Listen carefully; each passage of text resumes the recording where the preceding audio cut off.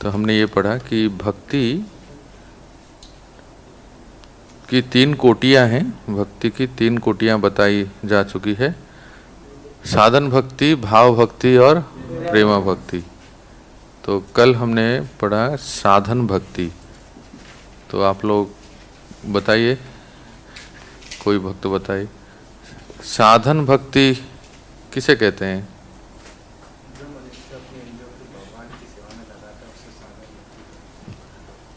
संपूर्ण वाक्य में बोलिए। भक्ति की प्राप्ति करना।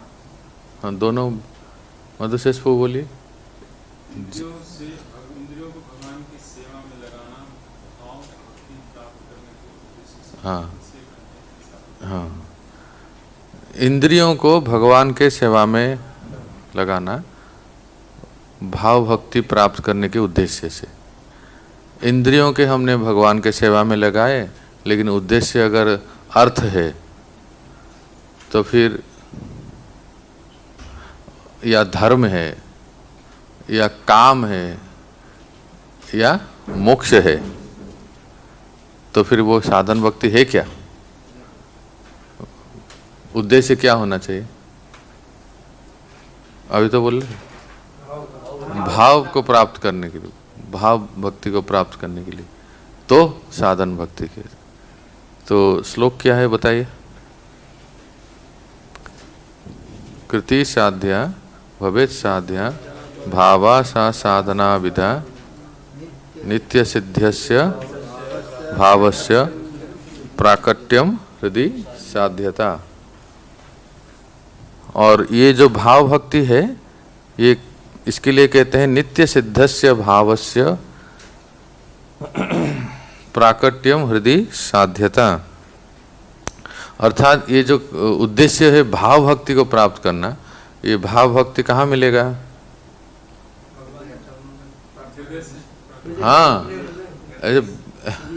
ऐसे बहकी बातें मत बोलिए। हाँ, जो श्लोक में बताया गया है उसको देख के बोलिए ना। हृदय प्राकट्यम लिखा है, हृदय में ही है, वो स्थायी भाव में है, सुप्त अवस्था में है। पर साधन भक्ति करने से क्या होता है?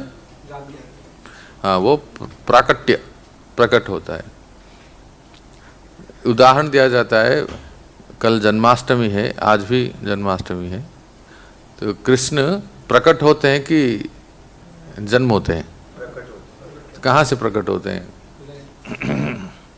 वसुदेव और देवकी से श्री कृष्ण प्रकट होते हैं, मन में आते हैं। फिर कहाँ आते हैं? हृदय में आते हैं। हृदय में फिर देवकी के गर्भ से प्रकट होते हैं। तो सूर्य पूर्व दिशा से क्या होता है? जन्म होता है। जन्म नहीं होता है, क्या होता है? प्रकट होते हैं। वैसे ही श्री कृष्ण प्रकट होते हैं। मनुष्य, हम लोग साधारण लोग जन्म होते हैं, पर श्री कृष्ण प्रकट होते हैं। तो इसी तरह से भाव भक्ति, बोलिए बोलिए बोलिए, हृदय में प्रकट होती है। इसका अर्थ है कि वो हृदय में है पर अभी, हाँ। तो इसके लिए एक उदाहरण दे के समझाइए कि भाव भक्ति सबके हृदय में है पर वो प्रकट होते हैं। श्री हरि श्याम सुंदर को what example Prabhupada gives? Remember? हाँ, और कोई?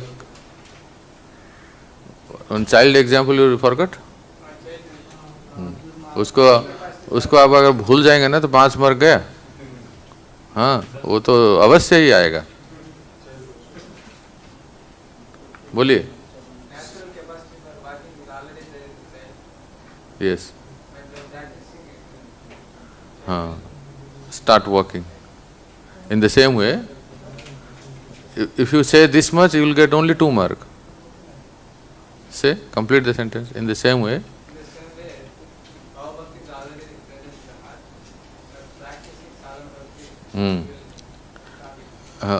it will appear, है ना?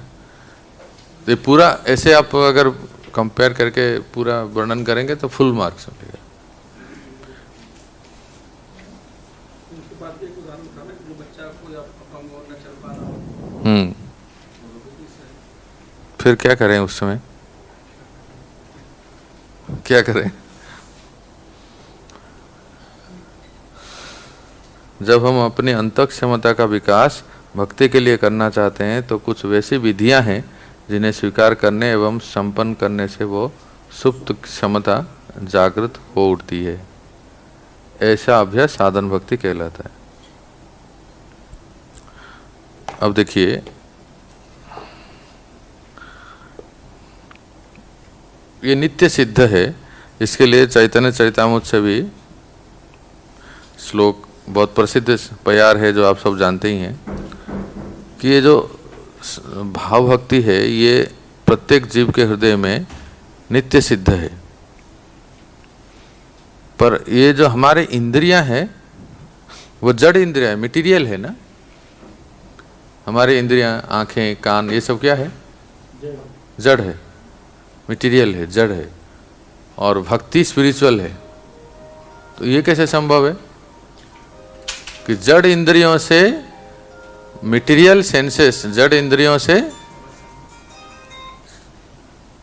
सब अपना दूरभाष को गला दबा दीजिए।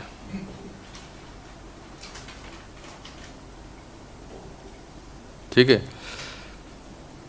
बताइए।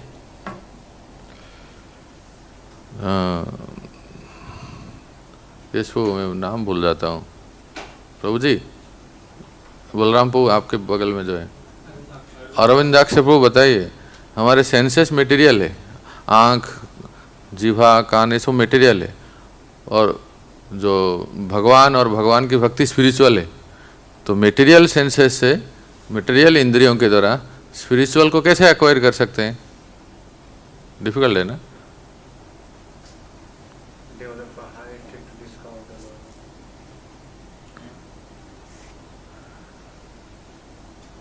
नित्य सिद्ध, देखो, नित्य सिद्ध कृष्ण प्रेम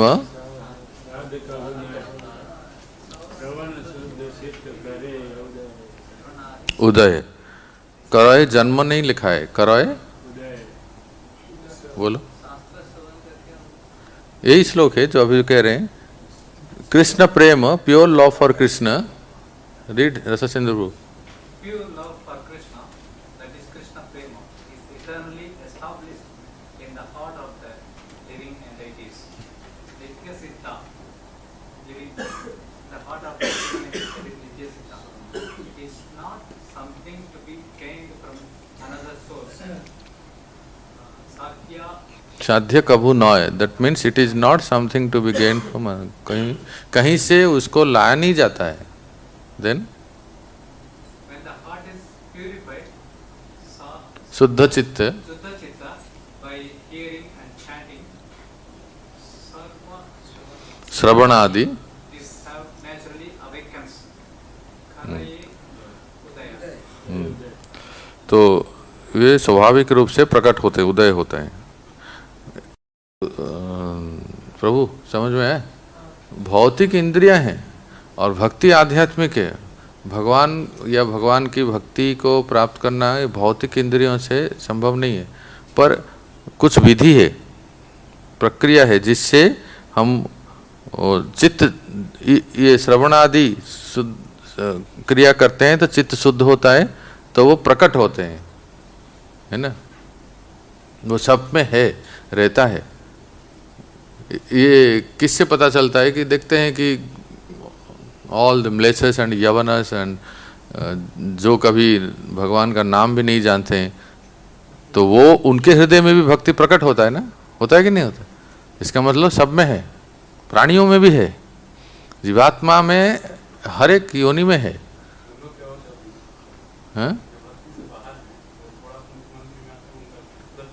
हाँ, वो तो शुद्ध चित्त से प्रकट होता है।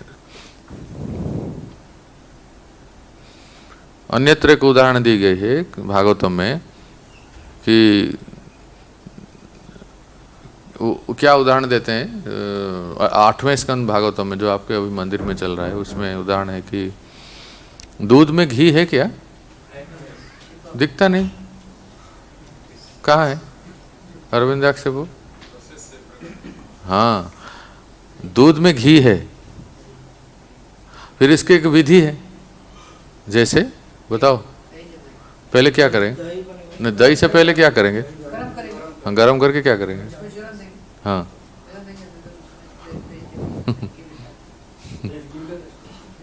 उसमें मिलाते हैं खट्टा कुछ, है ना, उससे फिर दही बनता है। दही से मंथन किया जाता है और फिर नहीं, तभी भी नहीं, हाँ, फिर मक्खन बनेगा, फिर उसको गरम करेंगे तो कितना लंबा प्रोसेस है ना घी बनना। और हम के कल आए और बोल रहे हैं आज तो भगवान दिखते नहीं कहाँ है भगवान? और अब तो कुछ मिला ही नहीं, हमें कुछ प्राप्ति नहीं हुई कृष्ण प्रेम। नहीं, एक प्रोसेस है, विधि से होता है वो।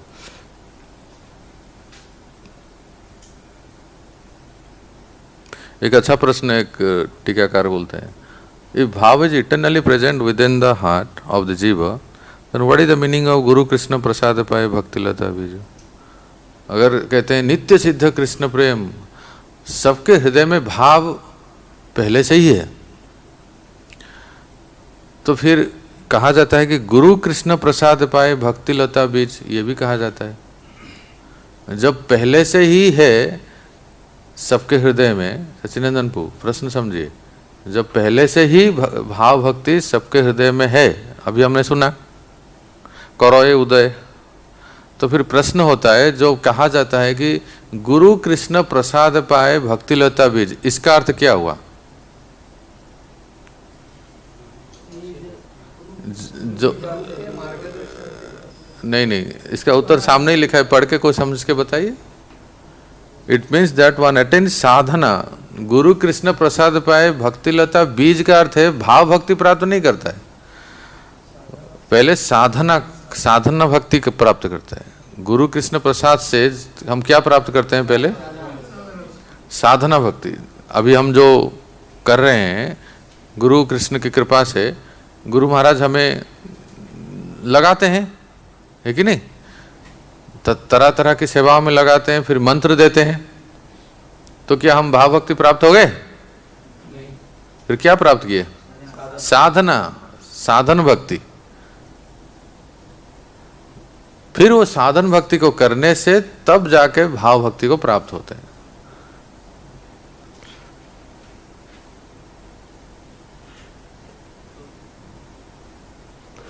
ये देखिए कृति साध्या का कहते हैं प्रभुपाद, यहाँ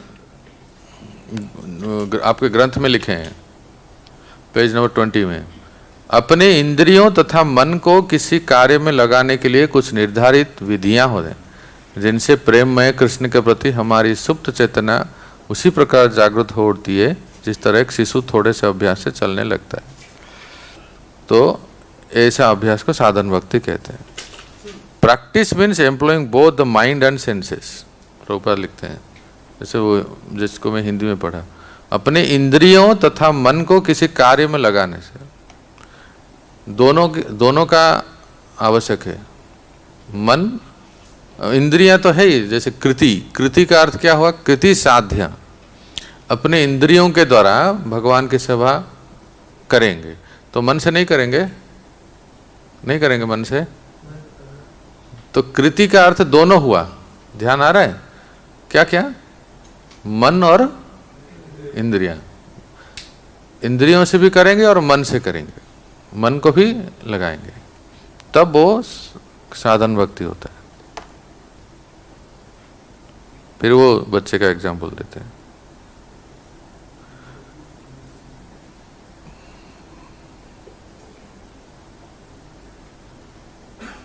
फिर आगे प्रभुपाद कहते हैं, देखो जो हमने कल पढ़ा, अतएव हमें साधन भक्ति का अभ्यास करना चाहिए, जिसका अर्थ होता है प्रातःकाल मंगल आरती शिव विग्रह की पूजा की जाए, भौतिक कार्यों से दूर हो जाए, गुरु को नमस्कार किया जाए और उन अनेक विधि विधानों का पालन किया जाए जिनकी विवेचना आगे की जाएगी। अब ये जो साधन भक्ति का वर्णन किए रूप गोसाई पाद ने, उसका कोई शास्त्रीय प्रमाण है क्या? इसका अभी बता रहे हैं। रूप गोसाई पाद ने जो भक्ति रसामृत सिंधु ग्रंथ लिखे हैं, जो भी कहते हैं उसका प्रमाण शास्त्र से देते हैं। कभी आपने देखा हो, कभी नारद पंचरात्र, कभी भागवत, कभी किसी से शास्त्रों से। अभी देखो, स्पिरिचुअल प्रूफ फॉर साधन भक्ति, एक प्रमाण है 7:1:26। इसमें ये बताया जाता है कि साधन भक्ति जो हम अभी पढ़ रहे हैं, इसका प्रमाण देते हैं भागवतम से।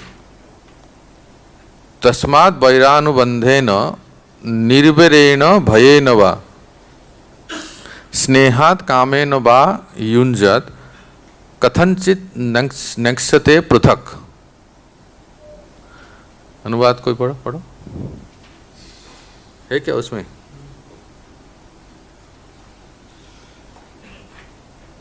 इसलिए चाहे सुदृढ़ माइक दे दो सचिन अनपू, माइक।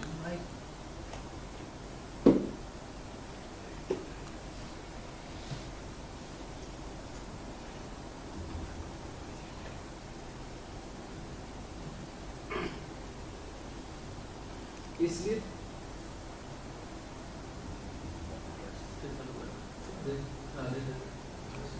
बोलिए।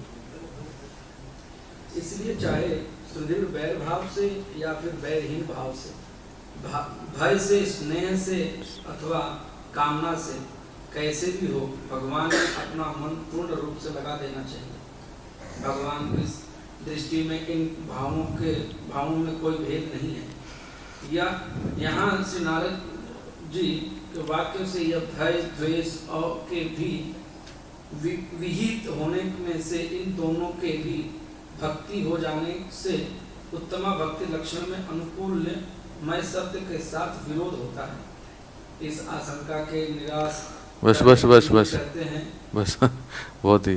तो इसमें कहा गया, देखिए, निर्वैरेण, भय से या द्वेष से या प्रेम से, किसी तरह से अपना मन भगवान में लगाना चाहिए। आप लोग किस में लगाएंगे? भय से, द्वेष से,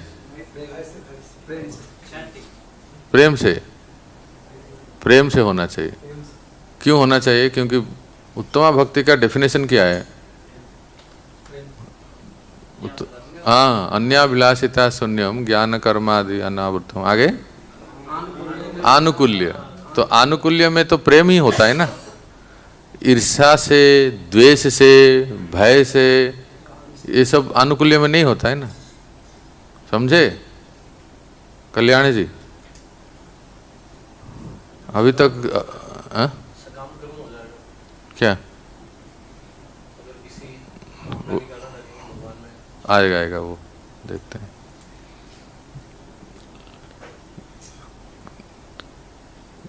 ऐसा तो नहीं कहा गया ना, किसी भी कामना नहीं होना चाहिए। ऐसा तो हो ही नहीं सकता ना। अगर कामना ही नहीं रहेगा तो फिर तो पत्थर हो गए हम। डिजायर ही नहीं है, इसके ऊपर हमने बहुत समय तक चर्चा किया था। आप कह रहे हैं कामना ही नहीं रहेगा, तो फिर भक्ति कैसे करेंगे? कामना तो होना चाहिए ना। मोर ही अभिलाष। हाँ, नहीं, सुनिए, ये नेक्स्ट श्लोक देखिए जो इसमें बताया गया है। ये 7:1:32। तस्मात् केनापि उपायेन मनः कृष्ण निवेशयेत्। तस्मात्, इसीलिए, देयरफॉर मनः Krishna निवेशत। somehow or other, one may somehow think of Krishna. कैसे? by any of the favorable methods. केनापि उपायेन। दिख नहीं रहा ठीक से। तो कोई भी उपाय से मन को भगवान में निवेश करना चाहिए। प्रभुपाद क्या लिखते हैं? पढ़िए 21 नंबर पेज। नारद मुनि ने श्रीमद् भागवतम में 7:1:32 से साधन भक्ति का उल्लेख किए हैं। वे युधिष्ठिर महाराज से कहते हैं कि हे राजन, मनुष्य को किसी न किसी साधन द्वारा अपने मन को कृष्ण पर स्थित करना चाहिए। आगे देख रहे हैं ना, सब लोग ग्रंथ देख रहे हैं, किसी न किसी उपाय से, किसी न किसी साधन से। तो किसी न किसी साधन का अर्थ क्या हुआ कि कोई कह सकता है ना कि द्वेष से, भय से, लोभ से, कामना से, क्या इसी किसी भी उपाय से भगवान में लगा सकते हैं? 7वें स्कंद में ये वर्णन आया है, जो हिरण्यक्ष हिरण्यकशिपु का प्रहलाद चरित्र में। नारद मुनि तो यहाँ तक कहते हैं जितना मन भय से और द्वेष से लगता है उतना भक्ति में नहीं लगता है ना।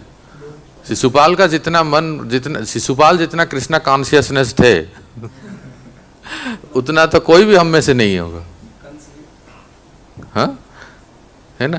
कंस भी रात दिन सुबह शाम चाहे कहीं भी हो, किसी भी स्थिति में बस वही चेहरा दिखता था, कहीं प्रकट ना हो जाए। पर ये अनुकूल भाव नहीं है, है ना। ये अनुकूल भाव है क्या? तो इसलिए कहते हैं कोई भी उपाय का अर्थ क्या है? यही कृष्ण भावनामृत कहलाता है। आचार्य तथा गुरु कर्तव्य है, ये वाक्य देखिए, आचार्य तथा गुरु का कर्तव्य है कि वह अपने शिष्य के लिए ऐसे साधन ढूंढे जिससे शिष्य अपने मन को कृष्ण पर स्थिर कर सके। यही साधन भक्ति की शुरुआत है। ये कितना महत्वपूर्ण वाक्य है। इतना एक्सपर्ट होना चाहिए काउंसलर को या गुरु को या लीडर को कि अपने अधीनस्थ भक्त को किस तरह से उसको भगवान के सेवा में लगाया जाए ताकि उसका मन भगवान में लगे, आश्रम छोड़ के ना चला जाए या अपने भक्ति छोड़ के ना चला जाए। बहुत महत्वपूर्ण वाक्य है। इसकी ये बहुत एक दक्ष गुरु का कर्तव्य है अपने भक्त और शिष्य को किस ऐसे साधन ढूंढे जिससे शिष्य अपने मन को कृष्ण में स्थिर रख सके। अर्थात वो जो पैटर्न है, वो जो विधि है, हर एक शिष्य के लिए एक जैसा नहीं होता है। भुवनेश्वर के एक सन्यासी आप सब जानते होंगे, परम पूज्य हलधर स्वामी महाराज, वो बहुत अच्छा कहते हैं। वो कहते हैं कि भक्ति के शुरुआत में जब हम आते हैं, जिस सेवा में हमारा मन लगता है उसमें लग जाना चाहिए। जिसमें हमारा रुचि होता है, जिसमें मन लगता है उसमें ही लग जाना चाहिए। फिर धीरे धीरे जब खींचे हुए हम चले जाते हैं, जब चित्त शुद्ध होता है, तब हम और बाकी सेवाएं कर सकते हैं और पूर्ण शरणागत होकर जो कहे वो कर सकते हैं। पर हमारा उसमें मन नहीं है, हमारी प्रवृत्ति नहीं है, हमारा नेचर वो नहीं है, अगर हमें उस सेवा में लगा दिया जाता है तो वो सेवा भी ठीक से नहीं होता है, व्यक्ति को सफलता नहीं मिलता है, इसलिए हमेशा हताश रहता है और फिर किसी प्रकार से आगे जाके छोड़ देते हैं। ऐसा भी होता है। इसलिए शुरुआत में तो ठीक है कि जो भी आते हैं उसका एक आश्रम में एक विधि विधान है कि न्यू भक्त ट्रेनिंग प्रोग्राम 1 साल 2 साल का जो होता है, उसमें सभी प्रकार के प्रशिक्षण सबको दिया जाता है। एक बार वो होने के बाद काउंसलर या जो आचार्य जो गाइड हैं उनको पास बैठना चाहिए कि आपको किस सेवा में आपको मन लगता है, रुचि जिसमें है, जिसमें आप भगवान की सेवा कर सकते हैं। कोई कह सकता है प्रभु जी मुझे बुक डिस्ट्रीब्यूशन अच्छा लगता है, तो उसको डीटी बैकअप में मत डालो।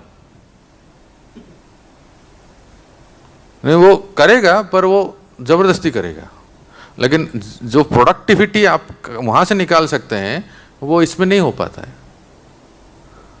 फिर किसी को और किसी को अर्चना में पूजा अर्चना पुजारी, कई भक्त मैं देखा कई भक्त जो पुजारी सेवा किसको अच्छा लगता है स्वाभाविक रूप से, तो उनको आप कहेंगे कि पुस्तक वितरण या प्रचार वो नहीं कर पाएंगे, करेंगे लेकिन बहुत उसका जो प्रोडक्टिविटी आप समझ रहे हैं ना, एंड रिजल्ट एंड प्रोडक्ट ज़्यादा नहीं हो पाएगा। इसलिए एक बार जो ट्रेनिंग प्रोग्राम हो जाता है साल 2 साल के बाद, जो एक्सपर्ट मैनेजर या लीडर होते हैं वो देखते हैं कि कौन से भक्त का रुचि रुझाव किस तरफ है, किस सेवा में है, और फिर उनको उस तरह से वो सेवा में एंगेज कराते हैं। इससे होता क्या है, उस भक्त को भी अच्छा लगता है करने के लिए, और उसका प्रोडक्टिविटी भी बहुत अच्छा होता है, और वो बहुत नेचुरल होता है, वो मतलब जबरदस्ती नहीं होता है, अरे बस क्या करे, प्रभु जी ने दे दिया है इसलिए करना पड़ता है, ऐसा है। इसलिए यहाँ कहते श्री चैतन्य महाप्रभु ने हमें इस प्रयोजन हेतु एक प्रामाणिक कार्यक्रम प्रदान किया है जो हरे कृष्ण महामंत्र के कीर्तन पर केंद्रित है। क्या कहते हैं प्रभुपाद, प्रत्येक भक्त को जो हरे कृष्ण आंदोलन में है, जो भी सेवाएं मिली हैं वो सेवाएं अवश्य करे, पर कुछ सेवा जो है मैंडेटरी है, जिसको बदला नहीं जा सकता, जो अनिवार्य है, जैसे जप, हाँ, सुबह मंगला आरती में आना, जप करना, और भागवत गुरु जी की वंदना करना, और भागवत का श्रवण करना, हाँ, आरती में दर्शन करना, आरती इत्यादि, ये सब है। उसके बाद जो भी जिसका जो निर्धारित सेवा है उसमें वो कर सकते हैं, लेकिन सारी सेवाएं जो है किसको केंद्र में रख के होता है, हाँ वही, मतलब हरे कृष्ण कीर्तन कहते हैं, हरे कृष्ण महामंत्र के कीर्तन पर केंद्रित है। चैंटिंग को रिप्लेस नहीं कर सकते। मुझे एक बार हमारे पूज्य गुरु महाराज को किसी भक्त ने पूछा, महाराज मुझे पढ़ना बहुत अच्छा लगता है, भागवत पढ़ना, शास्त्र पढ़ना बहुत अच्छा लगता है, तो महाराज ने बहुत रिकमेंड किए कि अच्छी बात है, किसको शास्त्र में रुचि है तो बड़ा सौभाग्य की बात है। लोगों को तो किताब छूते ही गिर जाते हैं सीधा, और तुम कह रहे हो कि मुझे भागवत शास्त्र पढ़ने में रुचि है, अच्छी बात है। तो पर महाराज ने ये कहा कि भगवान के नाम जप करके उसको करना चाहिए। बहुत अच्छा शॉर्ट क्लिप में जो भी सुनता हूँ ना, कुछ अच्छा लगता है तो उसको क्लिप बना के फिर भक्तों को शेयर करता हूँ। तो उसमें वो कहते हैं कि भगवान के नाम जप के साथ किसी को रिप्लेस नहीं किया जा सकता। कौन नहीं समझा इस वाक्य को, फिर से बोलूं, भगवान के नाम जप के साथ और किसी को ये नहीं करके वो कर सकते हैं क्या, ऐसा नहीं होता है। हाँ, ये करके बाकी सब कर सकते हैं, क्योंकि ये मुख्य है, ये राज साधन है। इस शब्द का प्रयोग करते हैं महाराज जी, कहते हैं ये राज साधन है, किंग ऑफ ऑल साधन। आपने विग्रह के सामने, वैष्णव के सामने, अग्नि के सामने, गुरु के सामने संकल्प किया है, संकल्प लिया है ना, भगवान का नाम जप करना, तो इसको रिप्लेस नहीं किया जा सकता। तो इसको प्राधान्य देके, इसलिए देखो इस वाक्य इसमें कहा गया है, हरि हरि, सीधा बैठिए, आराम से बैठिए, पढ़िए, आप ही पढ़िए तो थोड़ा अच्छा लगेगा, फ्रेश हो जाएंगे। श्री चैतन्य महाप्रभु ने हमें इस प्रयोजन हेतु एक प्रामाणिक कार्यक्रम प्रदान किया जो हरे कृष्ण महामंत्र के कीर्तन पर केंद्रित है। इस कीर्तन में इतनी शक्ति होती है कि मनुष्य तुरंत कृष्ण से जा मिलता है। यही साधन भक्ति की शुरुआत है। मनुष्य को एन प्रकार ने अपना मन कृष्ण पर स्थिर करना है। परम संत अम्बरीश महाराज ने योग राजा होते भी अपना मन कृष्ण पर स्थिर किया। इसी प्रकार जो कोई भी इस तरह से अपने मन को स्थिर करने का प्रयास करता है, वह अपने मूल कृष्ण चेतना को सफलतापूर्वक जागृत करने में तेजी से प्रगति करेगा। तो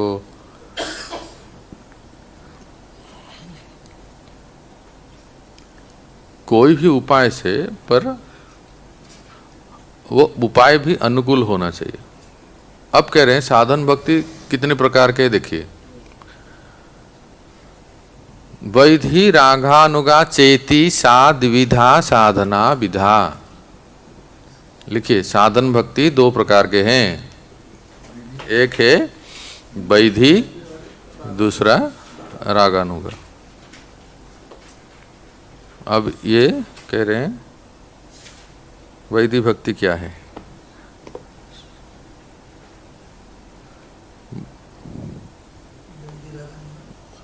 साधन भक्ति दो प्रकार, देखो साधन भक्ति लिखो, उसके सामने दो लाइन लिख दो, इसे एक वैधि एक रागानुगा, सिंपल है।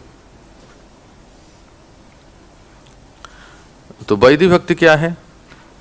यत्र राग अनवाप्तत्वात्, बोलिए, यत्र रागानवाप्तत्वात्, यत्र रागानवाप्तत्वात् प्रवृत्तिरुपजायते शासनेनैव शास्त्रस्य सा वैधि भक्तिरुच्यते। तो कहते हैं यत्र प्रवृत्तिर उपजायते, वेयर द एक्शंस ऑफ भक्ति अराइज, जहाँ भक्ति उत्पन्न होती है, जहाँ कैसे भक्ति होती है? कहते हैं राग अनवाप्तत्वात्, वो स्वाभाविक रूप से स्नेह से नहीं होता है।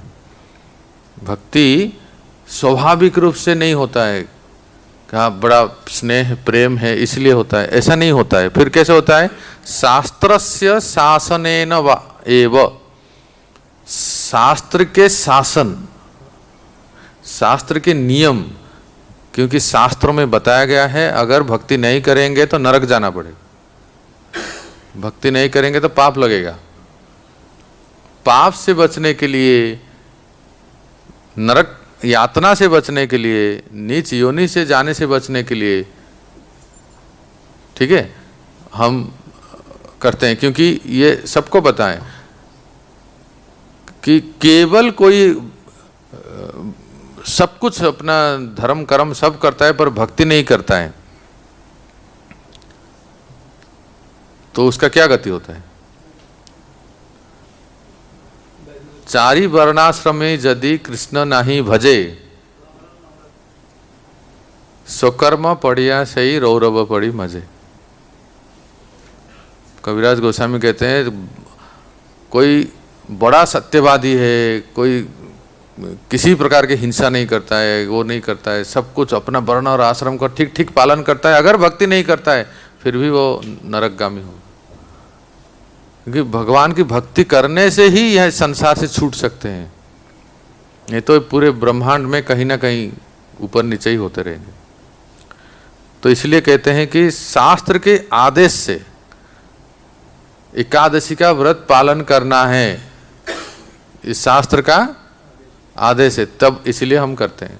भगवान का नाम जप करना है, ये शास्त्र का आदेश है, गुरु का आदेश है।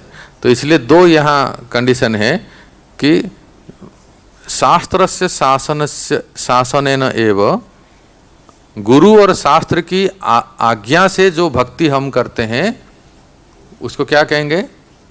वैधि भक्ति। साधन भक्ति दो प्रकार के हुए, है ना, ध्यान से सुनिए। वैधि साधना भक्ति, रागानुगा साधना भक्ति। तो अभी हम वैधि साधना भक्ति पढ़ रहे हैं, तो मैं फिर से बोल रहा हूं, गुरु और शास्त्र की आदेशानुसार जो भक्ति किया जाता है उसको वैधि भक्ति, वैधि साधना भक्ति, वैधि भक्ति कहते हैं। अब मैं आपसे पूछ रहा हूं, वैधि भक्ति किसको कहते हैं?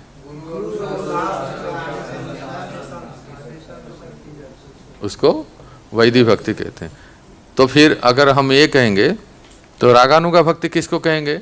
गुरु और शास्त्र के आदेशों को नहीं मान के जो भक्ति करते हैं उसको रागानुगा भक्ति कहेंगे।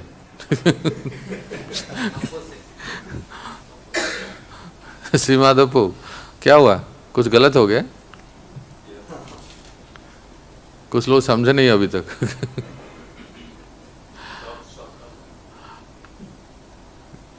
वैदिक भक्ति यह है कि गुरु और शास्त्र के आदेशों को पालन करके नियम से जो भक्ति करते हैं उसको वैदिक भक्ति कहते हैं। जहाँ कोई गुरु और शास्त्र की आज्ञा नहीं है, भक्ति करेंगे, मनमाना आचरण करेंगे, वो हो गया रागानुगा भक्ति। Is it like this? ऐसा है? सब लोग तो देख रहे हैं कि अच्छा है, कोई नियम नहीं है, कोई गुरु शास्त्र का नियम है, चलो हम भी रागानुगा करते हैं। ऐसा नहीं है। तो फिर देखेंगे आगे जाके। तो प्रभुपाद इसको क्लियर करते हैं, इसको आप अंडरलाइन कीजिए, वैदिक भक्ति किसको कहते हैं। हरि हरि, हरे कृष्ण हरे कृष्ण। ऑन कीजिए, पढ़िए। आपके पास है क्या? नहीं, ये श्री माधव को दीजिए। अब इस साधन भक्ति को दो भाग किए जा सकते हैं। पहला भाग विधि विधानों के अनुसार भक्ति है।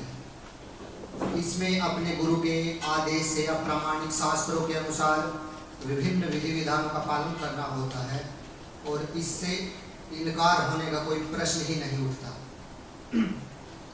यह वैदिक भक्ति कहलाती है। तो ये इसको अंडरलाइन किया आपने?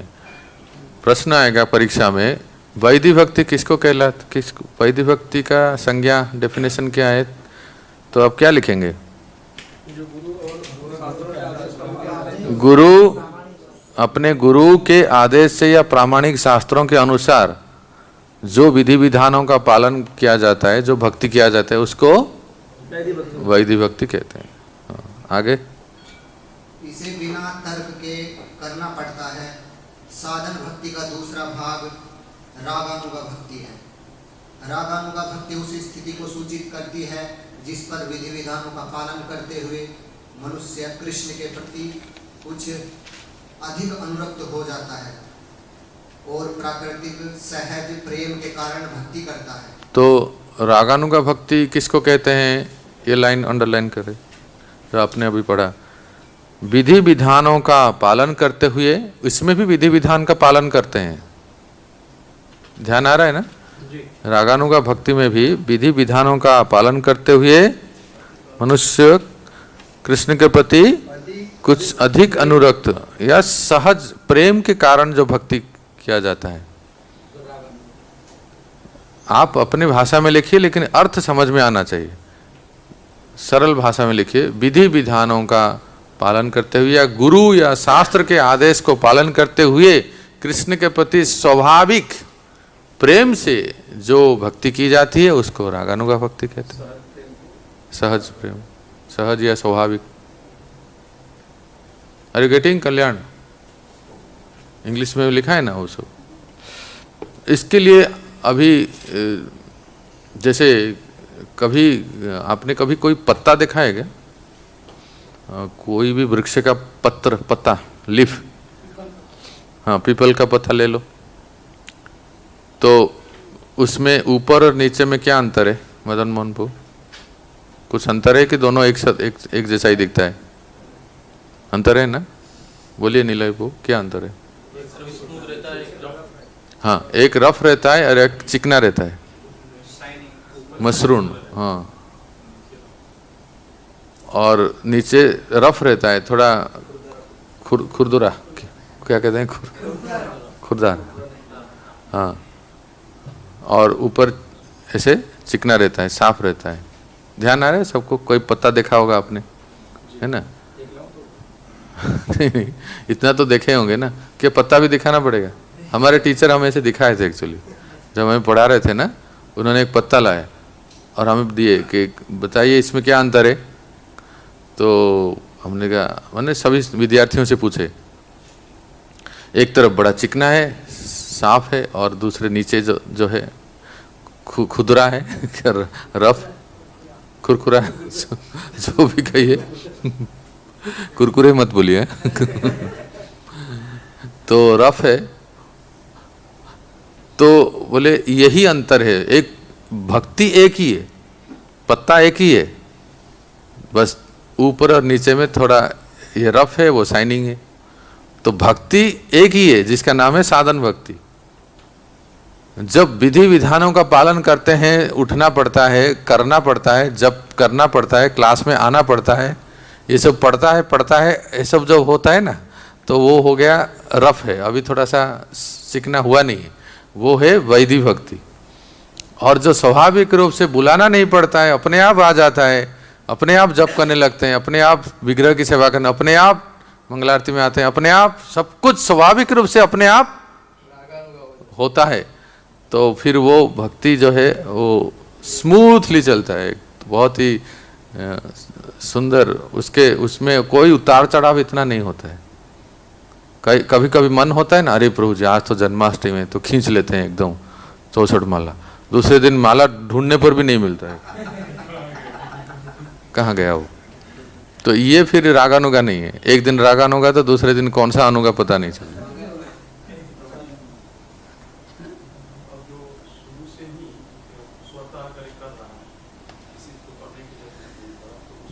ये आएगा अभी इसमें ही चर्चा में आएगा। तो इसके उदाहरण देखिए, ये जो वैधि और रागानुगा के बारे में बताए हैं, प्रभुपाद ने एक बहुत सुंदर उदाहरण दिया है। श्री माधव को पढ़ो। भक्ति में रत मनुष्य को प्रातः काल उठकर आरती करने का आदेश दिया जा सकता है। प्रारंभ में अपने गुरु के आदेश से शिष्य तड़के अर्थात सुबह जल्दी उठता है और आरती करता है, किंतु फिर उसमें वास्तविक अनुराग उत्पन्न हो जाता है। जब उसमें यह अनुराग उत्पन्न हो जाता है तो वह स्वतः अर्चा विग्रह को सजाता है, उनके लिए तरह तरह के वस्त्र तैयार करता है और भक्ति को उत्तम रीति से करने के लिए नई नई योजनाएं बनाता है। यद्यपि यह भक्ति साधन भक्ति के अंतर्गत आती है, किंतु यह प्रेममयी सेवा की भेंट स्वतः स्फुरित होती है। इस तरह साधन भक्ति दो भागों में विभक्त की जा सकती है, वेदी तथा रागानुगा। ठीक है अमल प्रभु, आपके प्रश्न में समझ रहा हूँ। देखिए अभी जैसे मैं कहता हूँ, आप लोग सब ध्यान दीजिए। अमल प्रभु का प्रश्न बहुत मिलियन डॉलर क्वेश्चन। तो ये है कि अब कोई जो है नित्य मंगलारती में आते हैं, नित्य जप करते हैं, स्वाभाविक रूप से नित्य सेवाएं करते हैं, विग्रह की सेवा करते हैं, और हम देखते हैं कि उसका भक्ति बहुत ही सहज स्वाभाविक और एक निष्ठ होके करते हैं, तो हम इसको कहेंगे कि ये रागानुगा भक्ति नहीं।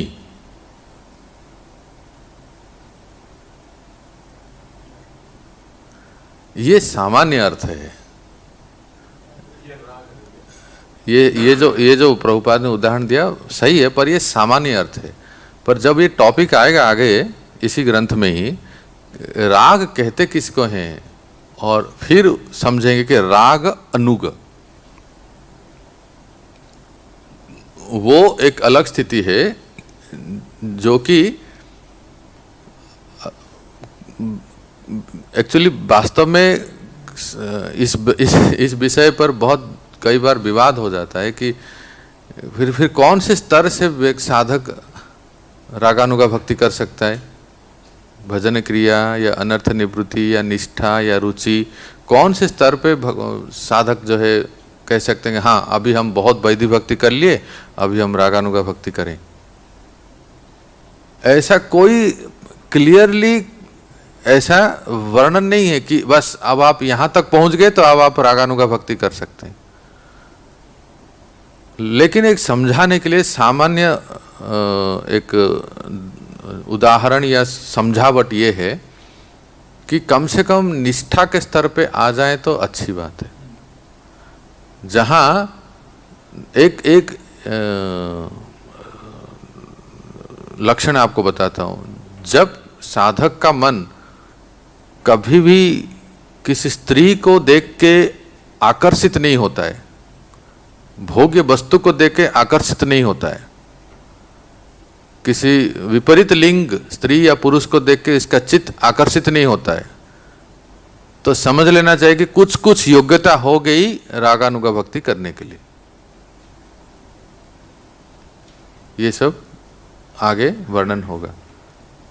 परंतु ये हमें ध्यान रखना चाहिए, कोई ऐसा जरूरी नहीं कि बस यही एक स्तर है। हम सब के दैनंदिन जीवन में एक बहुत सूक्ष्म बात समझिए, हम सब के जो दैनंदिन जीवन है, जो आरती करते हैं, जप करते हैं, सब इसमें थोड़ा थोड़ा राग भक्ति पहले से ही निहित है। सबके चित्त में भगवान के प्रति थोड़ा बहुत आकर्षण है, भले वो 80% नहीं है, 90% नहीं है, पर है। इसलिए हम कर पा रहे हैं, कंटिन्यू कर रहे हैं इतने दिनों से, इतने वर्षों से। ये बात को आप स्वीकार कर रहे हैं ना? भगवान के प्रति एक आकर्षण है कि उनका सुंदर सी विग्रह देखने की इच्छा होती है, उनका नाम जप करना अच्छा लगता है ना? ऐसा हर कार्य जरूरत नहीं कि हर एक भक्त को जबरदस्ती करना पड़ता है। बलराम भू, जबरदस्ती करना पड़ता है? कुछ कुछ भक्ति के कार्य बहुत सहज स्वाभाविक लगता है। हाँ, इतना है कि वो हम रूटीन में कर लेते हैं, जैसे हमने कहा कि वो यांत्रिक रूप से कई बार हो जाता है। एक बार चर्चा किए थे ना, भक्ति शुड नॉट बी मैकेनिकल। देखो ना, यांत्रिक रूप से बस अभी घंटी बज गई, चलो उठो जाना है, ये जैसे वो कभी आप किसी मिलिट्री कैंप में जाओगे, जैसे उनको कैसे चलता है यांत्रिक रूप से, स्टैंड अप, खड़े हो जाओ। तो ऐसा नहीं है, वो शुरुआत में ऐसा लगता है, पर कुछ तो आकर्षण है जिसके वजह से वो हमें एक इम्पिटस है, एक उद्दीपन है जो हमें इंस्पिरेशन देता है कंटिन्यू करने के लिए। समझ रहे हैं? तो इसीलिए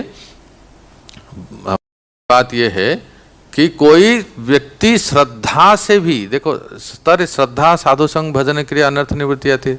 अमल प्रभु, बहुत गंभीर बात है, बहुत सिद्धांत की बात समझिए कि कोई व्यक्ति, मैंने अभी कहा मुख्यतः साधारणतः जिसका चित्त विषय भोग से निवृत्त हो चुका है, उसका मन स्वाभाविक रूप से राधा कृष्ण के प्रति आकर्षित हो सकता है, वो रागानुगा भक्ति कर सकता है। परंतु इसके साथ साथ हमें यह जानना चाहिए कि कोई श्रद्धा, साधु संग, भजन क्रिया, अनर्थ निवृत्ति जो स्तर है, कोई वैधि भक्ति से भी श्रद्धा, साधु संग, भजन क्रिया कर सकता है। और किसका मन अगर भगवान के प्रति स्वाभाविक रूप से आकर्षित है तो वो शुरू से ही राग भक्ति कर सकता है। श्रद्धा, साधु संग, भजन क्रिया, निष्ठा, अनर्थ निवृत्ति, निष्ठा इत्यादि, वो उसका राग भक्ति शुरू से ही एक स्वाभाविक भगवान के प्रति ममत्व, इंटीमेसी, लविंग रिलेशन, वो ये पूर्व जन्म से आता है। और होता कैसा है? दो कारण से होता है। या तो उसने बहुत भक्ति किया है पूर्व जन्म में, इसलिए इस जन्म में जैसे ही वो भक्त के संग में आता है तुरंत वो चिंगारी पकड़ लेता है और वो एकदम लबालब भगवान के प्रति आसक्त होके वो सब उनके लिए बहुत ही स्वाभाविक हो जाता है। कई लोगों के लिए क्लास में बैठना ही मुश्किल हो जाता है, अपने आप को संभाल नहीं पाते हैं। और कई लोगों के लिए बहुत ऐसे लालसा से सुनते रहते हैं, जैसे मानो कि अब पी रहे हैं, है ना। कई लोगों के लिए भक्ति मतलब लग रहा है कि जैसे मानो कि पीछे किसने बंदूक रखा है। तब उठोगे कि नहीं? माला किया? आज होमवर्क किया कि नहीं? और कई लोगों के लिए बहुत ही स्वाभाविक है। समझ अंतर आ रहा है ना? यही वो पत्ते का ऊपर और नीचे का हिस्सा है। तो कहने का अर्थ है कि शुरुआत से ही थोड़ा थोड़ा राग, जो अटैचमेंट है, राग अर्थात आसक्ति। एक बात हमें समझ लेना है, राग क्या है जिसको कहते हैं, अब आएगा, पर ये जो प्रसंग आ गया इसलिए बता रहा हूं। एक विपरीत उदाहरण है, शास्त्र से विपरीत, पर इसको आचार्यों ने कहा है समझने के लिए। जैसे किसी भी इंद्रिय भोग वस्तु है, आंखों के लिए सुंदर रूप, हमने अगर किसी सुंदर रूप, किसी विपरीत लिंग, किसी स्त्री या पुरुष को देखते हैं तो हमारा मन स्वाभाविक रूप से आकर्षित हो जाता है, ट्रेनिंग देना नहीं पड़ता है। या कोई अच्छा सा आपका फेवरेट आइटम बना हो, है ना, अगर कुछ बताइए अखिलेश वो क्या है आपका फेवरेट आइटम? बस तो गुलाब जामुन अगर देख लिए अखिलेश प्रभु तो वो स्वाभाविक रूप से चित्त आकर्षित हो जाता है और मुंह में, इसको ट्रेनिंग देना पड़ता है क्या? हाँ, जैसे इंद्रिय भोग्य वस्तु को देख के मन स्वाभाविक रूप से आकर्षित हो जाता है और उसको पाने की, उसको प्राप्त करने की लालसा जागृत होती है और इंटेंस जब होता है, ध्यान आ रहा है प्रभु? सब लोग आंख खोल के देखिए, मतलब जब इंटेंसिटी, आसक्ति से बहुत चाह, अगर एक झलक मिल जाता उसको देखने की आनंद आ जाता मन में। अगर ऐसा इच्छा होती है किसी सुंदर रूप को देखने के लिए, अरे क्या बढ़िया आइटम बना है, उसमें और थोड़ा मिल जाता। एक बार तो लाइन में चला दिए, फिर भी मन लगता है कि बचा कुचा है क्या कुछ। तो इस तरह से जो इंटेंसिटी, उत्कंठा, जो ईगरनेस बढ़ता है उसको कहते हैं राग। क्या कहते हैं? आसक्ति, अटैचमेंट। और वो अगर जब इनमें हो जाए वही अटैचमेंट, वही जो लालसा, वही ईगरनेस, जब वो जो सबसे मधुर हैं, जो सबसे सुंदर हैं, अधरम मधुरम वदनम मधुरम हसितम मधुरम, जब उनके प्रति स्वाभाविक रूप से हो जाए आकर्षण, तो मतलब इतना इंटेंसिटी बढ़ जाए कि देखे बिना रहा नहीं जाए, सेवा किए बिना जी तड़पता है, नाम जप किए बिना दिल मचलता है, ऐसी स्थिति आ जाए ना तो समझ लीजिए राग और अटैचमेंट, आसक्ति वो हुआ है। तो जैसे किसी भौतिक विषय वस्तु के प्रति होता है, खड़े हो जाकर, वैसा अगर भगवान और भगवत संबंधी के प्रति होता है तो फिर वो वास्तविक राग है। और उसको जो अनुगमन करते हैं वो रागानुगा, वो बाद में आएगा। पर मैं आपसे कह रहा हूं कि सुबह से लेके मंगलारती से लेके हमें जो प्रभुपाद जी ने जो कार्यक्रम दिया है उस सब में थोड़ा थोड़ा राग है। माधुर्य भक्ति के बारे में, निकुंज लीला रतिकेली सिद्धि यायाली भी युक्ति, वो माधुर्य भक्ति का वर्णन है। श्री राधिका माधवयोर पारो, वो माधुर्य भाव के वर्णन करता है। तुलसी आरती में भी कहते हैं कि मोरई अभिलाष, कभी नहीं कहते हैं वैकुंठे दियोवास, कहते हैं क्या? लेकिन वो हो गया ना माधुर्य भाव, तो हमारे प्रोग्राम में ऑलरेडी है, बस वो हमें जानना है, उसको जागृत करना है। हाँ, तो सब में वो भाव है, जो गोलोक वृंदावन का भाव भक्ति जो है वो है। हमें ऐसा प्रोग्राम दिया गया है आचार्यों के द्वारा। कोई कैसे ना, अरे तुम लोग ना इस्कॉन में बस वही घिसा पीटा वैदिक भक्ति करते ही रहोगे, कहते हैं लोग। ऐसा नहीं है। इसी इस्कॉन में परम पूज्य गौर गोविंद महाराज हुए हैं जो प्रेम भक्ति करके दिखा दिए दुनिया को। अगर आप उनके जीवन के बारे में सुने हो, देखे हो तो कितना महान थे। एक उदाहरण दे रहा हूं, ऐसे अनेक थे, अनेक हैं जो कोई कोई दिखाते हैं, किस किस का प्रकट हो जाता है। कृष्ण कथा कह के, कृष्ण का नाम लेके कंठ गदगद हो जाना, अश्रुपात हो जाना, अष्टसात्विक विकार आ जाना। क्या कभी आपने देखा नहीं कि भी ऐसे संत इस्कॉन में ऐसे भी हैं, अपने आप को रोक नहीं पाते हैं। वो भक्ति का इतना वो तरंग जागृत होता है और उफान आता है। But some devotees they conceal it and some time it comes out. तो ये कहना गलत है कि इस्कॉन में केवल सब वैदिक भक्ति करते हैं और ये लोग सब वैकुंठ ही जाएंगे। ज्यादा से ज्यादा वैकुंठ जाना भी इतना आसान नहीं है। मैं कहते हैं नहीं, ऐसा नहीं है। प्रभुपाद ने हमें सुबह से लेके शाम तक इतना अच्छा प्रोग्राम दिए कि सब में गोलोक वृंदावन का भाव भर दिए हैं। पूरा गुरुवाष्टकम देखेंगे तो वो मधुर्य भाव में ही है। बीच में एक नृसिंह वंदना ऐश्वर्य भाव आ जाता है, फिर तुलसी आरती में फिर माधुर्य भाव, करो निज दासी। तो ये सब जो है अमल पे समझ में आ रहा है कि कोई देखो रास्ता दो है, साधन भक्ति दो प्रकार के। कोई विधि विधानों को कठोरता से नियम से पालन करके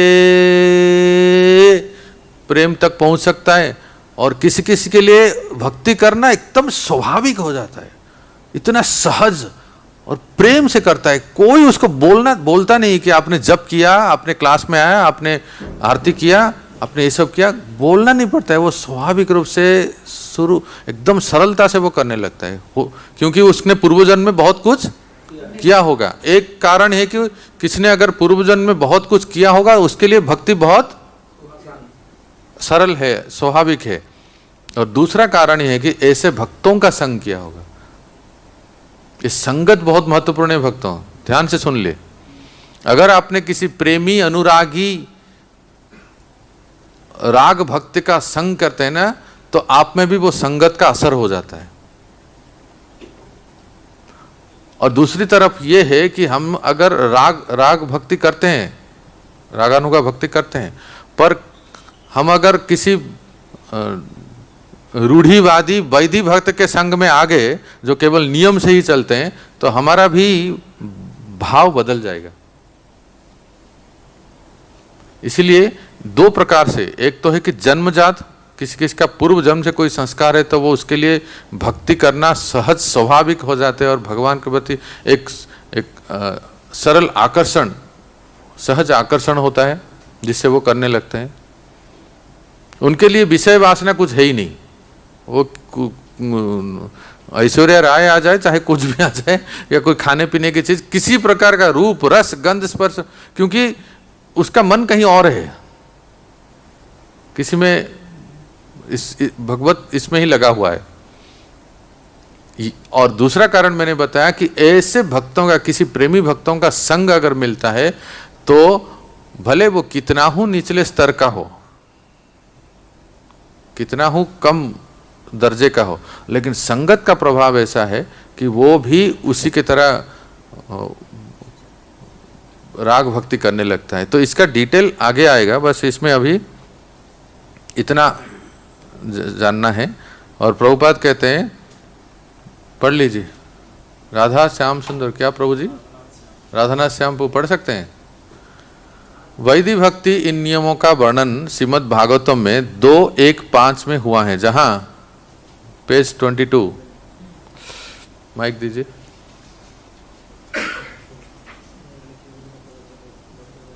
वैदिक भक्ति का उदाहरण दे रहे हैं।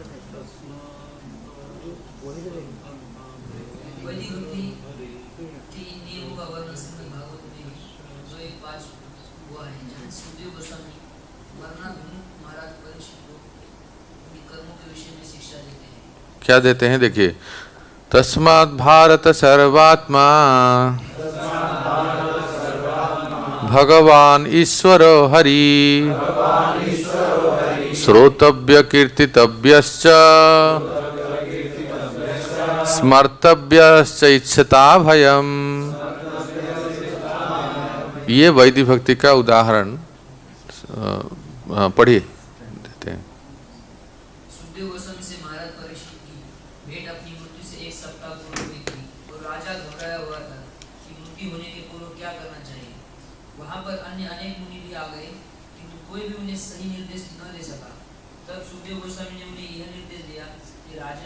यदि आप अगले सप्ताह निर्भीक होकर मृत्यु का सामना करना चाहते हैं, मृत्यु के समस्त समय वास्तव में सभी लोग भयभीत रहते हैं, तो आपको चाहिए कि अविलंब ईश्वर का श्रवण कीर्तन तथा स्मरण शुरू कर दें। यदि कोई हरे कृष्ण का कीर्तन और श्रवण कर तथा भगवान कृष्ण का सदैव स्मरण करे, तो वह किसी भी क्षण आने वाली मृत्यु से निडर बन सकेगा। निडर, मृत्यु तो सबको कंपा, पूज्य महाराज जी कहते हैं, डरती है रूह यार और जी भी कांपता है, मरने का नाम मतलब मरना बुरी भला है। तो सबको डर, पर यहाँ कहते हैं कि परीक्षित महाराज निडर हो गए। संजय प्रभु क्यों निडर हो गए, क्यों भय नहीं लगा परीक्षित महाराज को?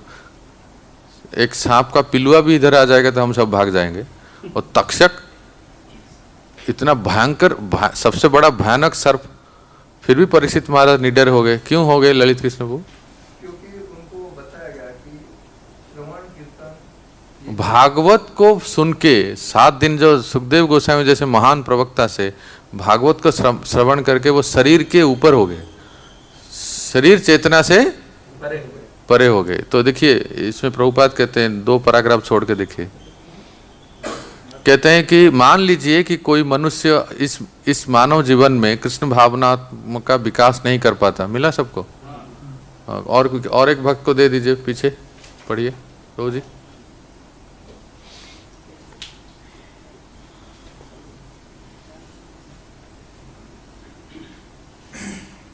मान लीजिए कि मनुष्य अपने इस मानव जीवन में कृष्ण भावनामृत का विकास नहीं कर पाता, तब वह जन्म मृत्यु के चक्र में फेंक दिया जाएगा, जिसमें जीवन की 84 लाख योनियां होती हैं, और इस तरह उसका आध्यात्मिक स्वरूप खो जाएगा। उसे यह ज्ञात नहीं रहता कि वह वृक्ष बनेगा या पशु पक्षी अथवा अन्य ऐसा कुछ, क्योंकि जीवन की अनेक योनियां होती हैं।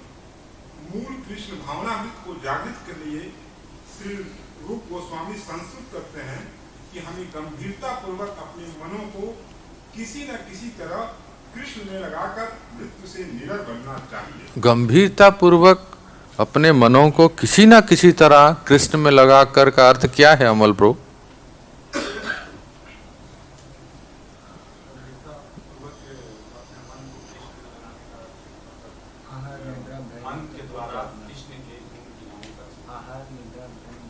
जिसको बताया जाता है उसको, ये सदाचार है। हाँ, मन के द्वारा भगवान के मतलब उनको शास्त्र के या जैसे भी गंभीरता पूर्वक गंभीर रहना। हाँ, जैसे यहाँ बताया गया हमें गंभीरता पूर्वक अपने मनों को, अर्थात कोई भी जो भक्ति के अंग है ना उसको माइंडलेसली नहीं करना। You should not do it mindless. मैंने बस करना है ना, क्यों करना है? क्योंकि मंदिर में है इसलिए करना है। मन को लगा के करें, जप करे, जप करना है तो जप करे, पढ़ना है तो पढ़े, सेवा करना है तो सेवा करे, जो भी जिस कार्य को जप करना है तो उस समय मन लगा के करे, कि उनकी प्रसन्नता के लिए। ललित कृष्ण वो किसकी प्रसन्नता के लिए? भगवान की प्रसन्नता के लिए। इस तरह से करें। हाँ, आगे पढ़िए, तब वो मृत्यु से निडर बन जाता है। मृत्यु के बाद हमें अपना गंतव्य ज्ञात नहीं होता, क्योंकि हम पूरी तरह प्रकृति के नियमों के वशीभूत होते हैं। एकमात्र भगवान कृष्ण ही प्रकृति के नियमों के नियामक हैं। अतएव यदि हम गंभीरता पूर्वक कृष्ण की शरण में जाते हैं तो हमें अनेकानेक योनियों में वापस फेंके जाने का भय नहीं रह जाता। जैसा कि भगवत गीता में पुष्टि हुई है, निष्ठावान भक्त को निश्चित रूप से कृष्ण के नाम भेज दिया जाएगा। हाँ, अब कह रहे हैं कि भक्ति में बहुत सारे नियम हैं, है ना। जैसे एक आध नियम कुछ बताइए। साधन भक्ति में कई नियम हैं, जैसे स्नान करना, ये भी एक नियम है ना, स्नान करना। तो सब लोग स्नान करना चाहिए, स्नान करके ही तो मंदिर आते हैं ना। और एक नियम कुछ बताइए। हाँ, तिलक लगाएं। और प्रभुपाद जी ने जो मतलब शास्त्रों में प्रभुपाद आचार्यों ने जो 4 नियम दिए हैं उसको पालन करना। और बोलो कल्याण, एनी रूल्स एंड रेगुलेशंस इन साधन भक्ति? नाखून और बाल काटने के बाद नहाना, बहुत अच्छी बात है। और हाँ, धोती कुर्ता पहनना, क्योंकि और कोई दूसरा वस्त्र नहीं, धोती कुर्ता अच्छी बात है। हाँ, और प्रसाद ग्रहण करना, और नाम जप करना, और सुदामा सखा को कुछ बोलिए। शरणामत लेना, बहुत अच्छी बात है। और कुछ? दर्शन करना, ठाकुर जी के दर्शन करना, माला जप करना, हाँ, दान देना, दान लेना तदाति प्रतिगृणाति।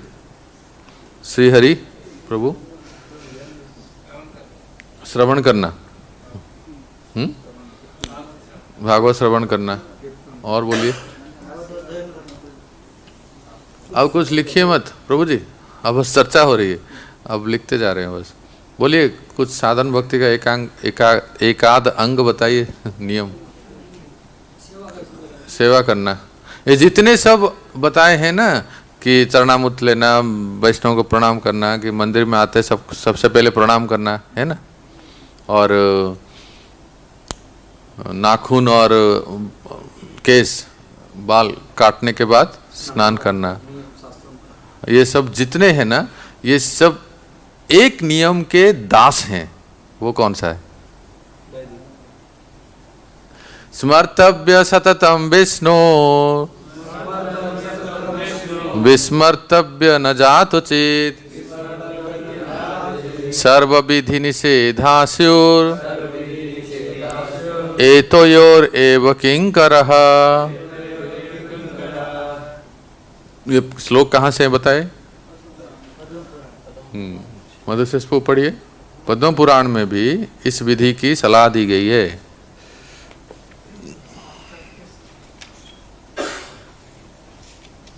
पद्म पुराण में भी इसी विधि की सलाह दी गई है। उसमें कहा गया है कि मनुष्य को चाहिए कि वह सदैव भगवान विष्णु का स्मरण करे। यह ध्यान अर्थात कृष्ण का निरंतर स्मरण करना। कहा गया है कि मन को विष्णु में स्थिर करके ध्यान करना चाहिए।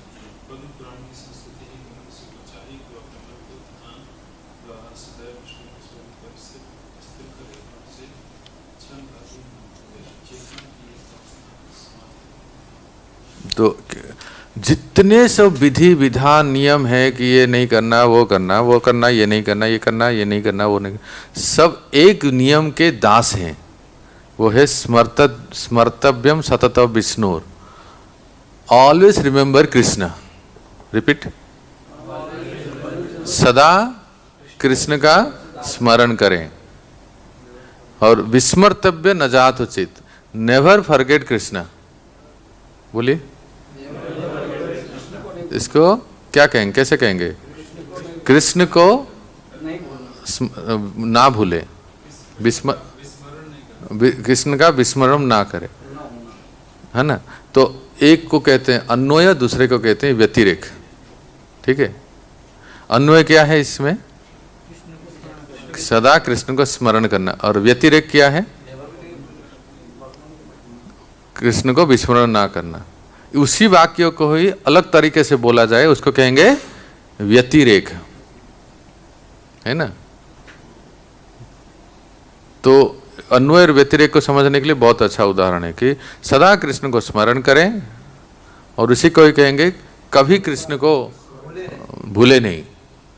तो उसी वाक्य को ही दूसरी तरह से कहते हैं। और कोई उदाहरण ऐसे अन्वय व्यतिरेक का? भक्ति में हमें कुछ नियमों को पालन करना होता है। जैसे हम कहेंगे कि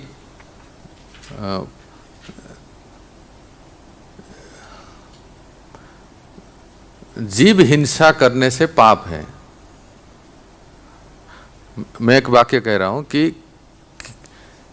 किसी भी पशु को वध करना पाप है। उसको व्यतिरेक से बोलिए।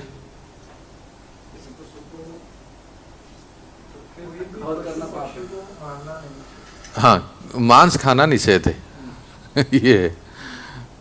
अब हम ये कह रहे हैं किसी भी पशु को वध करना पाप है, तो उसको उल्टे कहेंगे तो हाँ, उसी वाक्य की अलग तरीके से व्यतिरेक से कहेंगे। One should not kill any animal, तो उसको व्यतिरेक से कहेंगे मीट ईटिंग इज प्रोहिबिटेड। बस यही है। तो ये सारे सर्व विधि निषेधासुर एतयोरेव किंकर। आगे पढ़िए प्रभु। हमें अपने जीवन के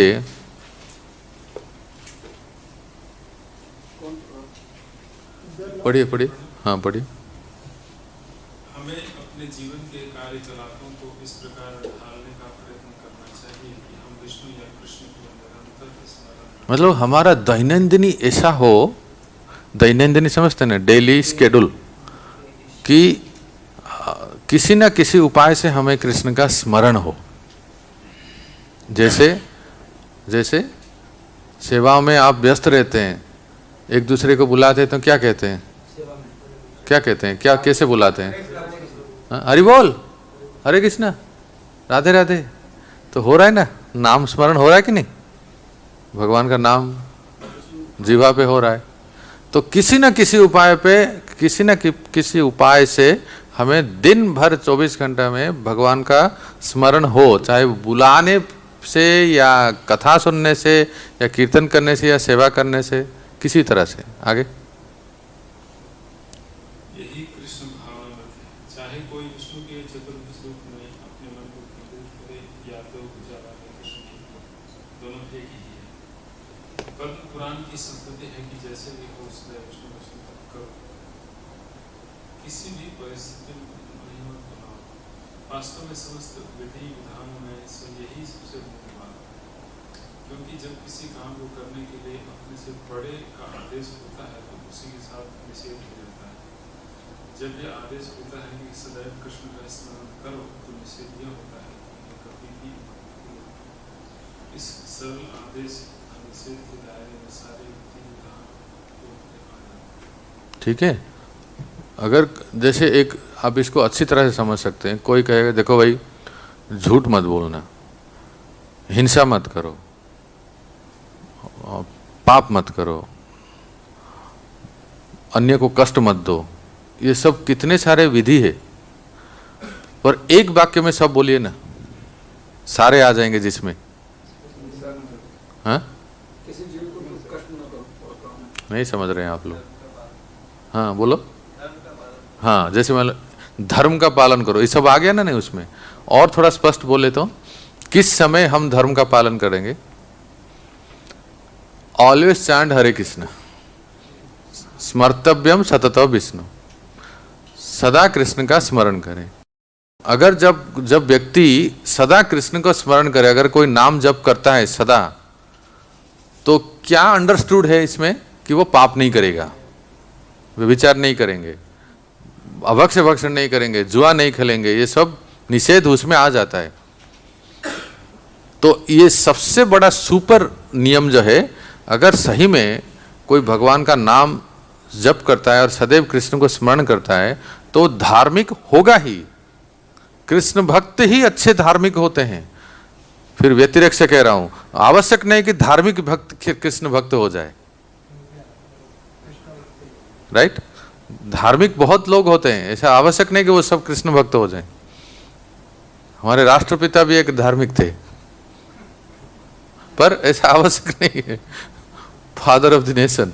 पर कृष्ण भक्त अवश्य ही धार्मिक होगा। और कोई कहेगा अरे प्रभु जी वो तो भक्त है, डिवोटी है, वो डिवोटी होके ऐसा इस तरह का आचरण करते हैं। और आपने कुछ देखा, मान लो ऐसे कुछ सुना या देखा आपने, वो डिवोटी होके ऐसा आचरण करते हैं, इसका मतलब वो अच्छी तरह से भक्ति नहीं करे, वो नाम के लिए है बस।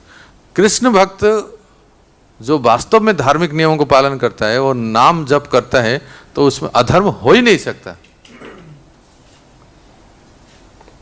तो यही कह रहे हैं, अभी आगे कह रहे हैं कि 4 वर्ण और आश्रम है। यह विधि विधान सभी वर्ण तथा आश्रमों पर लागू होता है। वर्ण 4 हैं। कौन कौन है पंडित जी? एक है पंडित जी, और एक क्षत्रिय पुरोहित तथा बुद्धिजीव, क्षत्रिय योद्धा, राजनीतिज्ञ, वैश्य व्यापारी तथा कृषक और शूद्र।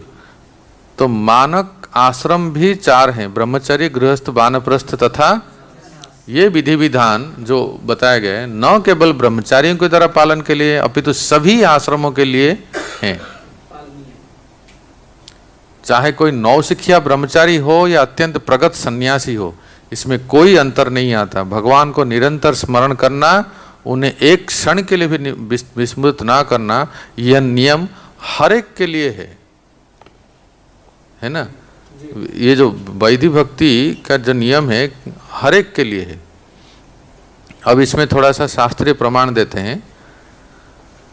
ये श्लोक 11, 5, 2, 3। अभी कौन अमलपो माइक ले लो।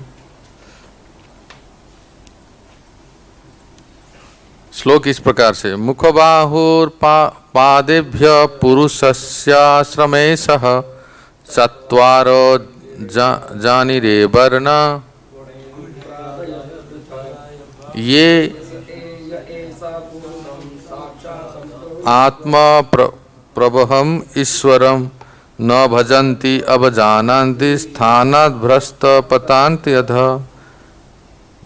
अनुवाद पढ़ो। परम पुरुष ईश्वर के मुख, बाहु, उरु एवं चरण से विप्रादित वर्ण चतुष्टय ब्रह्मचारादि आश्रम चतुष्टय के सहित उत्पन्न हुए हैं एवं सत्व रज तमोगुण के भेद से ये भिन्न भिन्न श्रेणी में विभक्त हुए हैं। वर्ण चतुष्टय के मध्य में जो सब व्यक्ति पुरुष रूपी साक्षात ईश्वर का भजन नहीं करते हैं, क्यों वह जानकर भी अवज्ञा प्रदर्शन करते हैं, वे वर्णाश्रम धर्म से भ्रष्ट होकर अधोगति को जाते हैं। दो शब्द इस श्लोक में देखो, कोई न भजंती, न भजंती का अर्थ क्या होगा? कोई जो जानकर भी न भजंती का अर्थ क्या है? कोई भजन नहीं करता है, सामान्य अर्थ। फिर कहते हैं अवजानन्ति, इसका अर्थ क्या हुआ? जानकर भी जो नहीं करते हैं। देखो अवजानन्ति, इंटेंशनली डिसरेस्पेक्ट, जानबूझ कर अवज्ञा करना, इसको कहेंगे अवजानन्ति। ये भी अपराध के श्रेणी में गिना जाता है। ये ऐसा कभी नहीं करना चाहिए। भक्तों में मतभेद हो जाता है। आज सुबह सुबह ही पूज्य जनार्दन महाराज जो प्रभुपाद जी का कोट पढ़ रहे थे मंदिर में, कहते हैं जहां थोड़े बहुत बर्तन हैं आवाज, ऐसा ही है ना, जो यूटेंसिल्स बर्तन अगर हैं थोड़ा बहुत आवाज होगा, होता ही है ना। तो क्या बर्तनों को बाहर फेंक दें? तो उसी तरह से जहां 2, 4, 5, 10 भक्त हैं थोड़ा आवाज होगा ही। इसलिए क्या करना चाहिए? क्या कहें उस स्टेटमेंट में, याद आ रहा है? हाँ तो हाँ, लेकिन सब तो सही बोल रहे हैं, लेकिन महाराज कुछ और पढ़ रहे थे उसमें, तो ध्यान याद कीजिए। हाँ, फिर वो एक श्लोक बोले, मैंने प्रभुपाद जी का इस कोट, हाँ, तृणादपि सुनीचेन तरोरिव सहिष्णुना, ये श्लोक पढ़े उन्होंने। इस मनोभाव से ये हो सकता है। अगर कोई भक्त तृणादपि सुनीचेन तरोरिव सहिष्णुना नहीं है तो भक्तों के संग में रह नहीं सकता। उड़िया भाषा में कहते हैं हलधर महाराज, जे सहे से रहे, जे सहे से रहे, जो सहता है वही रहता है ना। तो इसलिए यहाँ कहते हैं कि अवजानन्ति, मैं ये कह रहा था अवजानन्ति। देखो एक है कि नहीं जानते, पर यहाँ अवजानन्ति का शब्द का अर्थ क्या बताया गया है? Intentionally disrespect. कोई भक्त आ रहा है और आप जानबूझ के इग्नोर कर रहे हैं, हटा दिए सिर को, देखे ही नहीं, समझ रहे हैं ना कल्याण प्रभु? इंटेंशनली डिसरेस्पेक्ट मतलब जैसे परम पूज्य वृंदावन चंद्र महाराज जी के उदाहरण दे रहे थे इस संदर्भ में कि आप क्लास में बैठे हैं या आप प्रवचन दे रहे हैं या आप कुछ कर रहे हैं, तब तक आपके आध्यात्मिक गुरु वहाँ आ गए, ठीक है, आपके आध्यात्मिक गुरु या गुरु के गुरु भाई, कोई वरिष्ठ भक्त उसमें वहाँ आए, तो आपने ध्यान नहीं दिया, आपने उनको कुछ बोला नहीं है, आपने उनको कुछ गाली नहीं दिया, आपने उनको कुछ भर्त्सना नहीं दिया, इतना ही काफी है। कुछ बोले नहीं, कुछ टोके नहीं, कुछ गाली गुलोज नहीं किए, कुछ ही प्रकार का कटाक्ष नहीं किए, फिर आप कहेंगे कि कैसे अपराध होता है? बताओ नीलय को। हाँ? प्रणाम नहीं किए, आपको उन्होंने आपने एक्नॉलेज नहीं किया कि कोई भक्त आए हैं, कोई साधु कोई भक्त आए हैं, आपने अनदेखा कर दिया। जानबूझ के अनदेखा कर देना, ध्यान ना देना, उनको किसी प्रकार से रिस्पॉन्ड ना करना, दिस इज ऑल्सो ऑफेंस। यही कह रहे हैं, इसको कह रहे हैं अवजानन्ति। हाँ, सूत है ना वो, रोमहर्षण, बलराम जी जब आए थे तो किसी को कोई ऐसा जरूरी नहीं कि आप गाली गुलज कर रहे हैं या भर्त्सना कर रहे हैं या बहुत कटाक्ष कर रहे हैं या मारपीट कर रहे हैं, आप कुछ नहीं बोले, यही बहुत बड़ा अपराध है। अवजानन्ति उसको कहते हैं। नहीं, ऐसा नहीं है कि सबको अगर गधे और सुअर को भी देख के जाके, वो तो बहुत ही ऊंचा स्थिति है, मतलब पशु में भी परमात्मा को देख के, पर आवश्यक जितना आवश्यक है, अब जितना आवश्यक है, जितना कर सकते हैं उनका हरे कृष्ण तो कर सकते हैं ना। कोई सामने आ गए तो हरे कृष्ण को हाथ जोड़ सकते हैं, वो किसी भी संप्रदाय का क्यों ना हो, किसी प्रकार का कोई भी भक्त हो। तो एक होता है कि हिंदी में आप लोग क्या कहेंगे, जिसको कहते हैं एक्नॉलेज, अभिवादन, किसको एक अभिवादन करना, तो इसको कहते हैं अवजानन्ति। कोई नियम को, कोई वर्णाश्रम नियम को अच्छी तरह से पालन करता है पर न भजंती, देखो कोई कृष्ण का भजन नहीं करता है, या अवजानन्ति, जानकर भी इंटेंशनली डिसरेस्पेक्ट करते हैं। कौन नहीं जानता है कृष्ण परम पुरुष भगवान है, पर जान के भी कुछ लोग नहीं करते हैं, इतने नास्तिक होते हैं। किसने तो आज बहुत चर्चा के विषय चल रहा है सोशल मीडिया में, इस सभा में कहने लायक नहीं है, पर हम लोगों को भी जानना चाहिए। दक्षिण भारत में कोई नेता सनातन धर्म को मिटा दो ऐसा कुछ कह दे, हाँ, तो ये हरि बोल,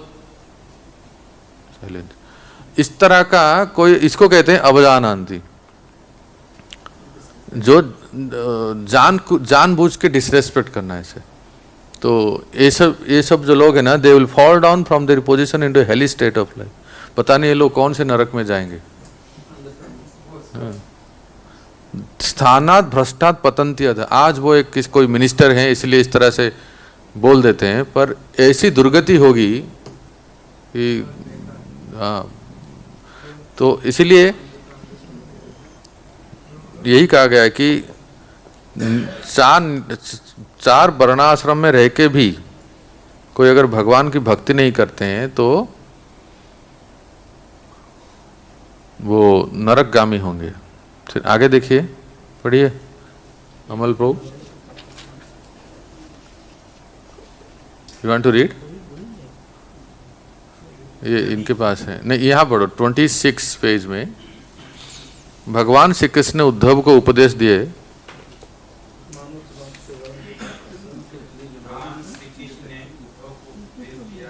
आवाज ऑन।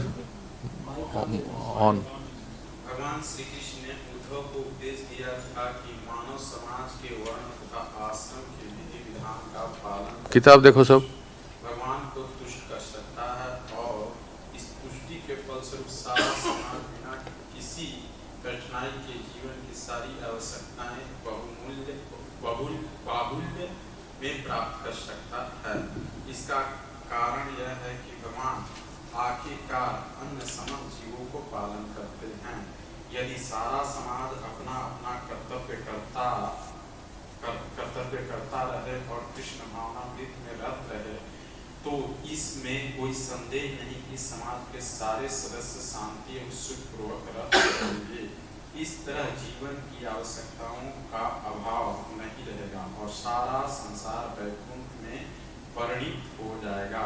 श्रीमद् भागवतम के आदेशों और कृष्ण भावनामृत के कर्तव्यों का पालन करने से सारा समाज वैकुंठ धाम में भेजे बिना सभी प्रकार से सुखी हो जाएगा। तो ये कह रहे हैं कि जो वर्णाश्रम के धर्म के नियमों को पालन करके, सुनिए, वर्णाश्रम धर्म के नियमों को पालन करके भक्ति करने से वैकुंठ हो जाएगा, है ना। उसका उदाहरण देते हैं, आगे बढ़ा दीजिए माइक। उसका उद्धृत करते हैं शास्त्रों से 11:27-49, 11:27। श्रीमद् भागवतम में ही 11:27-49 श्री कृष्ण ने उद्धव से ऐसे ही वचन कहे हैं। वे कहते हैं, हे उद्धव, सारे ही व्यक्ति अपने अपने कार्यों में लगे हुए हैं। ये कार्य चाहे